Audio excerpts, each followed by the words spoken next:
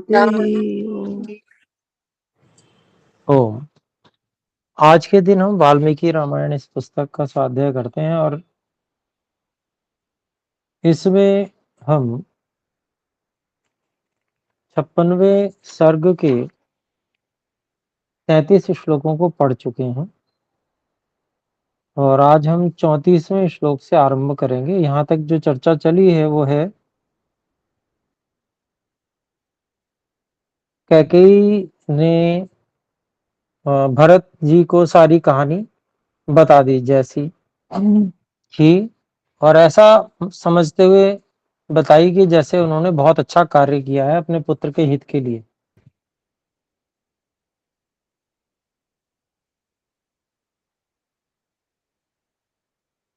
अपने आप को बहुत विदुषी और बहुत अच्छा कार्य करने वाली समझते हुए ऐसा सुनाया उन्होंने।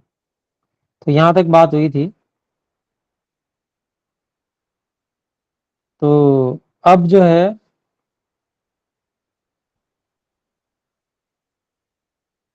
भरत अगले श्लोक में क्या कह रहे हैं देखिए।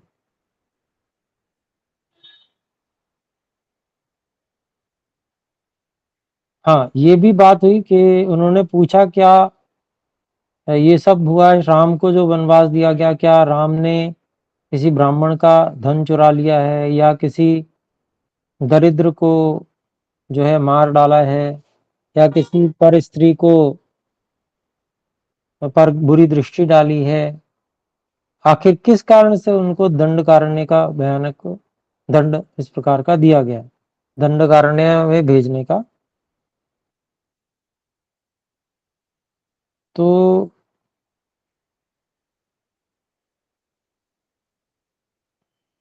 उसका उत्तर जो है अपने आप को बहुत समझदार समझते हुए इस प्रकार की जो इस बात का उत्तर जो है क्या कही दे रही हैं वो 34वें श्लोक में। तो 34वां श्लोक है न न ब्राह्मणं धनं किंचित् धृतं रामेण धीमतः कश्चिन्नाढ्यो दरिद्रो वा तेन पापो विहिंसितः न रामः परदारांश्च चक्षुर्भ्यामपि पश्यति। तो उस बात का उत्तर दे रहे हैं कि क्या उन्होंने ब्राह्मण का धन लिया है अथवा नहीं।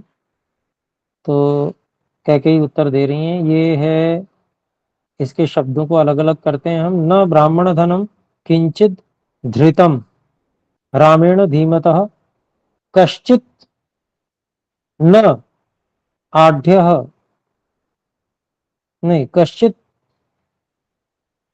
अनाढ़ दरिद्र वा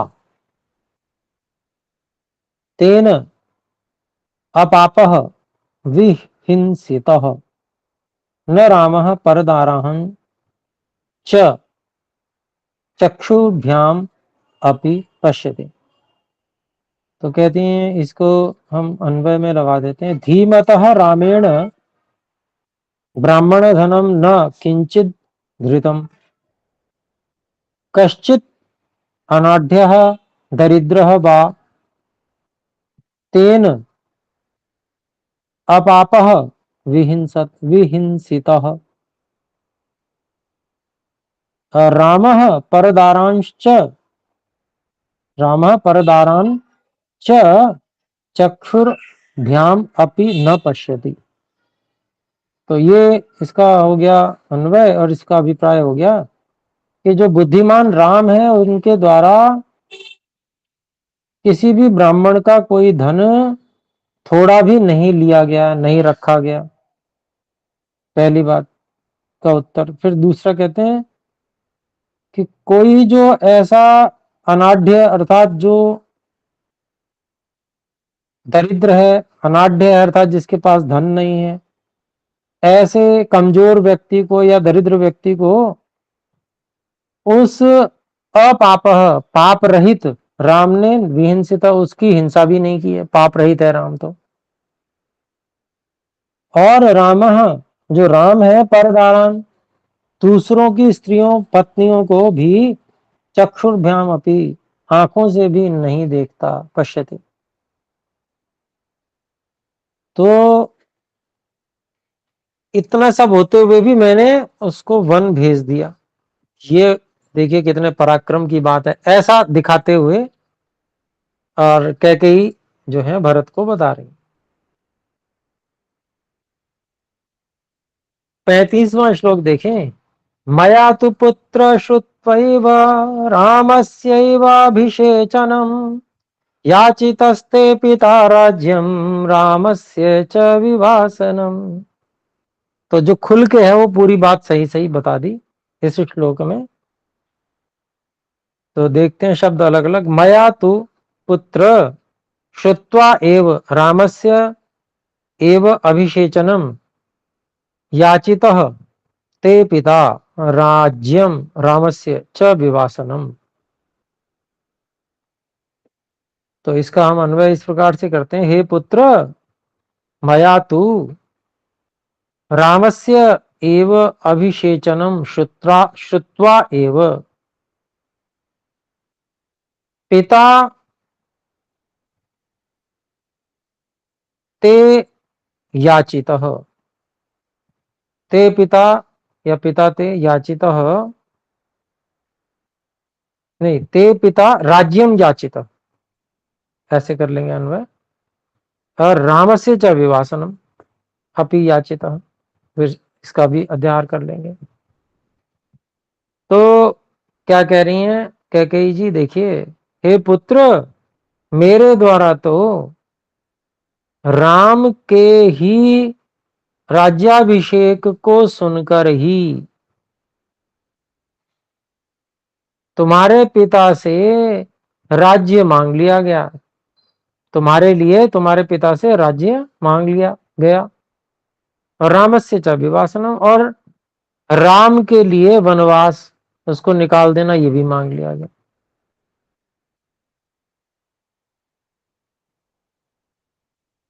तो 36वां, अर्थात देखिए, जब बुद्धि खराब होती है तो सब उल्टे काम करता है व्यक्ति। अगर अपने पुत्र को चाहती भी थी तो भाई राम को वनवास कहने की क्या आवश्यकता थी। ऐसा समझनी जैसे राम को, राम से खतरा है मेरे पुत्र भरत को। कैसा, कैसी बुद्धि समझ लीजिए बन गई। शायद इतना बिगाड़ ना होता कि वनवास ना मांगती। अगर केवल राज्य भी मांग लेती और उसकी रक्षा का वचन मांग लेती कि बाकी सब उसकी रक्षा करते, तो भी इतना बिगाड़ ना होता महाराजा दशरथ। चलिए खैर, ये तो एक वो वाली बात है कि जब बुद्धि बिगड़ती है तो फिर बुरी ही बिगड़ती है, थोड़ी बहुत नहीं बिगड़ती। तो आइए देखें आगे 36वां श्लोक।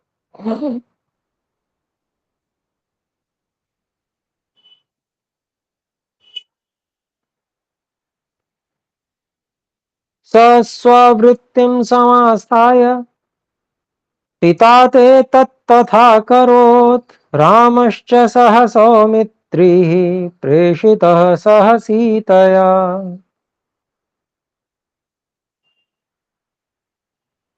तो इसके शब्द अलग अलग हैं। सह स्ववृत्तिम समास्थाय पिता ते तत् तथा अकरोत् रामः च सह सौमित्रः सौमित्रिः प्रेषितः सह सीतया।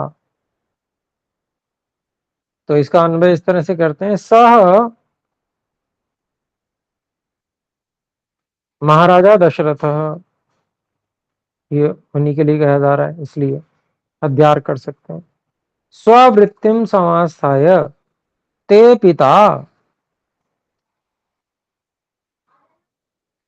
तत् तथा अकरोत् रामः च सह सौमित्रिः सह सीतया प्रेषितः। तो कहते हैं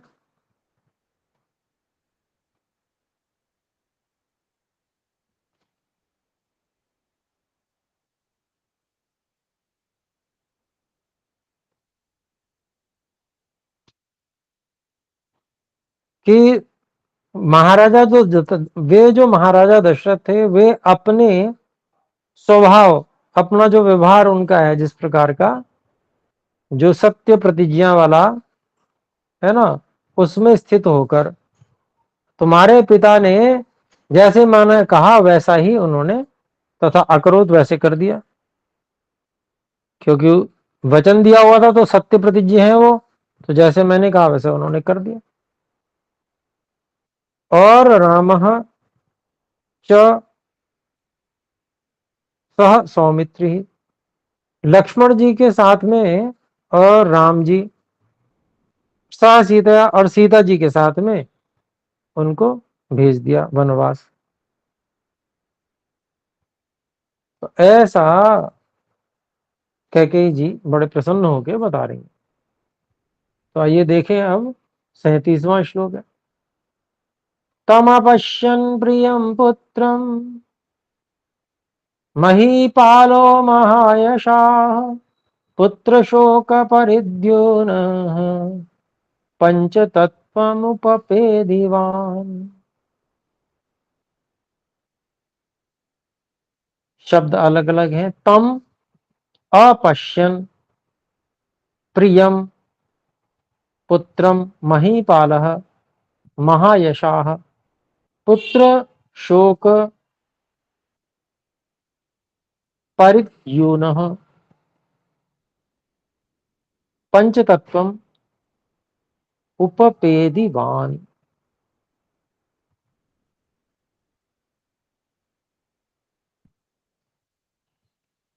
और अन्वय इस तरह से करेंगे, महायशाह महीपालः,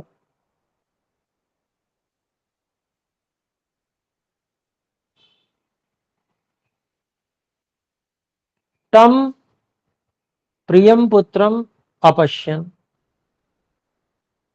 पुत्र शोक परिद्यूनः पंचतत्वम उपपेदिवान। तो महायशस्वी महाराज दशरथ, क्योंकि महाराज दशरथ ने उनकी बात मान ली, अपने वचन का भंग वो कर नहीं पाए, तो इसलिए उनको महायशस्वी कह रही हैं। तो महायशस्वी जो महाराजा दशरथ जी थे, उन्होंने अपने प्रिय पुत्र को न देखकर, जब वो चले गए तो उनको नहीं देख पाए वो, तो उनको अपने प्रिय पुत्र को न देखते हुए अपश्यन पुत्र शोक परिद्यूनः, पुत्र शोक से दुखी होकर, पीड़ित होते हुए पंच तत्व को प्राप्त कर लिया, मतलब पंच तत्वों में विलीन हो गए, शरीर अपना पंच तत्व में विलीन कर दिया, ये अभिप्राय है। तो आइए देखें 38वां श्लोक है। त्वया त्विदानीं धर्मज्ञ राजत्वमवलम्ब्य राजत्वमवलम्ब्यताम् तत्कृते हि मया सर्वमिदमेवं विधं कृतम्। तो कैकेयी जो है वो जो है भरत जी को समझा रही हैं। तो शब्द अलग अलग हैं। त्वया तु इदानीम धर्मज्ञ राज्यत्वम अवलंब्यताम तत्कृते ही मया सर्वम इदम एवं विधम कृतम। तो कहते हैं हे धर्मज्ञ, त्वया तु इदानीम, यहां पर अन्वय कर रहे हैं हम, हे धर्मज्ञ त्वया तु इदानीम राजत्वम अवलंब्यताम तत्कृते ही मया एवं विधम सर्वम इदम कृतम।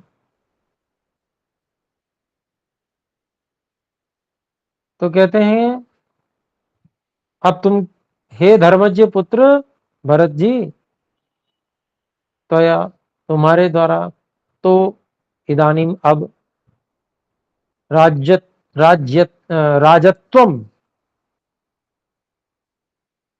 अवलंब्यताम, राजपद सुशोभित करना चाहिए, उसका सहारा लेना चाहिए।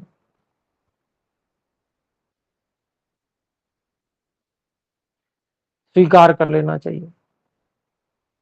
और तत्कृते ही, तुम्हारे लिए ही निश्चय से मेरे द्वारा इस प्रकार का सब कुछ, ये जो कार्य है वो मेरे द्वारा ये तुम्हारे लिए किया गया।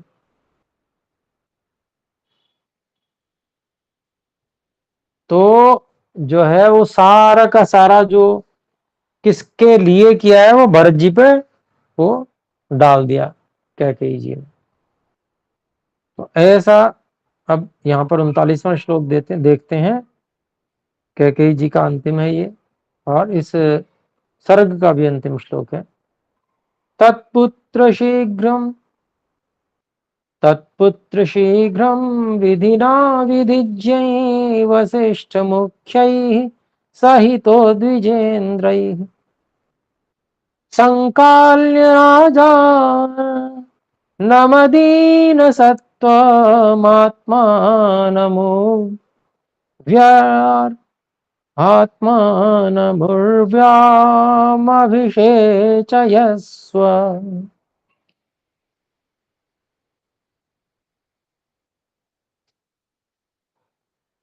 तो इसका हम शब्दों को अलग अलग करें इसके। तत्पुत्र शीघ्रम विधिना विधिज्ञैः वसिष्ठ मुख्यैः सहितो द्विजेन्द्रैः संकाल्य राजानम् अधीनसत्त्वम् आत्मानं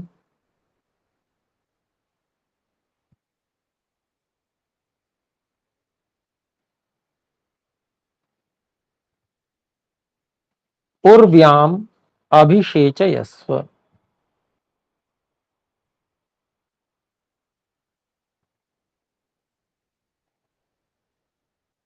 तो यहां पर इसका हम अन्वय करते हैं। तत्पुत्र विधिज्ञैः वसिष्ठ मुख्यैः द्विजेन्द्रैः सहितः विधिना शीघ्रम अधीनसत्त्वं राजानं संकाल्य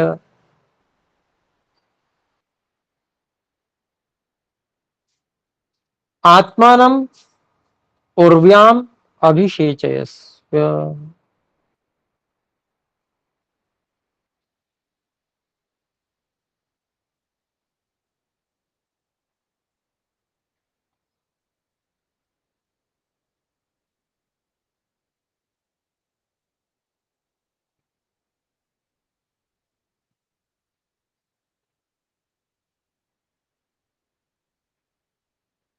तो यहां कहते हैं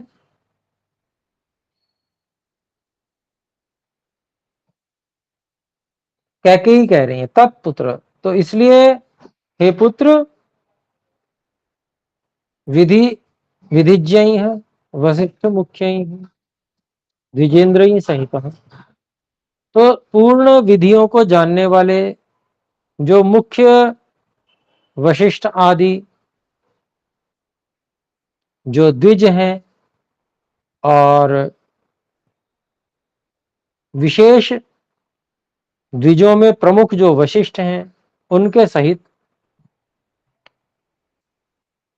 विधि पूर्वक शीघ्र ही अधीन सत्वम राजानम महापराक्रमी अपने पिता के संकाल्य अच्छी प्रकार से संस्कार करा के,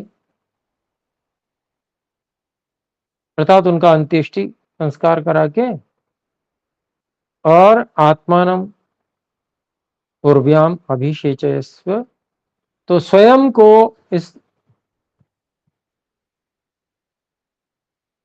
पृथ्वी पति के पद पर अभिषेक कराओ।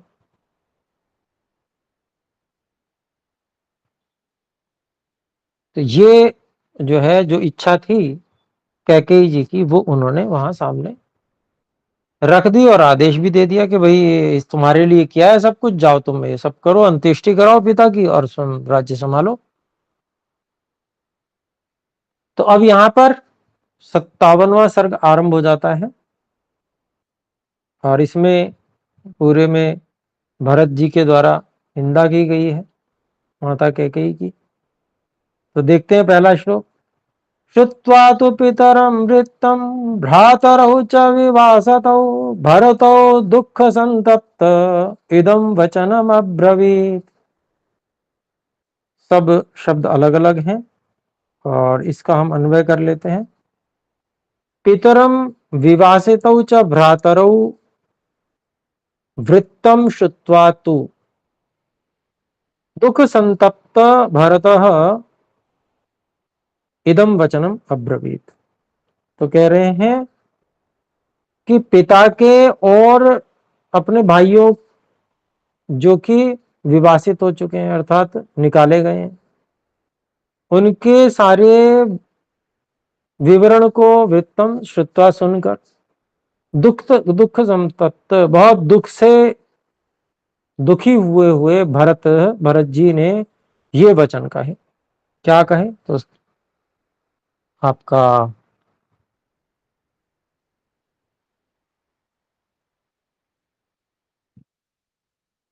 दूसरा श्लोक है।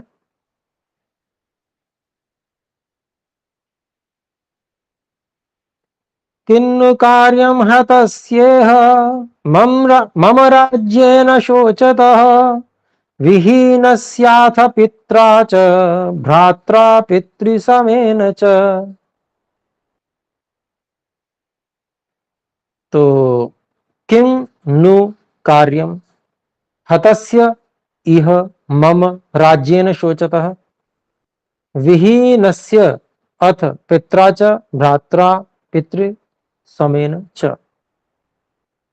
तो अन्वय करते हैं इसका। मम पित्रा च पितृ समेन भ्रात्रा च विहीनस्य अथ शोचतः हतस्य नो इह राज्येन किं कार्यम। तो ये सीधा ही उन्होंने कहा तुरंत। तो कहते हैं कि भाई जो मेरे जो पिता और पिता के समान भाई, ऐसे जो मैं उनसे विहीन हूं, उनसे रहित हो चुका हूं, तो ऐसे मुझका मेरा और शोचता जो बहुत दुखी हूं ऐसे, और हतस्य जिसका सर्वनाश कर दिया गया है ऐसे मेरे, ऐसे मुझको या मेरा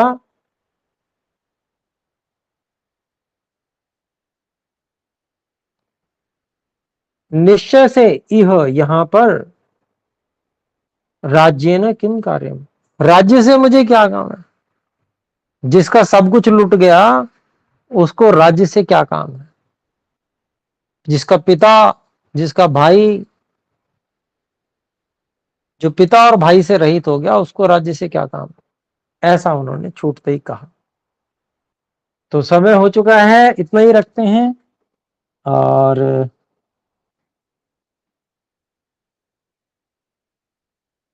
तीसरे श्लोक से हम अगली कक्षा में पढ़ेंगे। तो आइए एक बार ओम का उच्चारण करें। ओ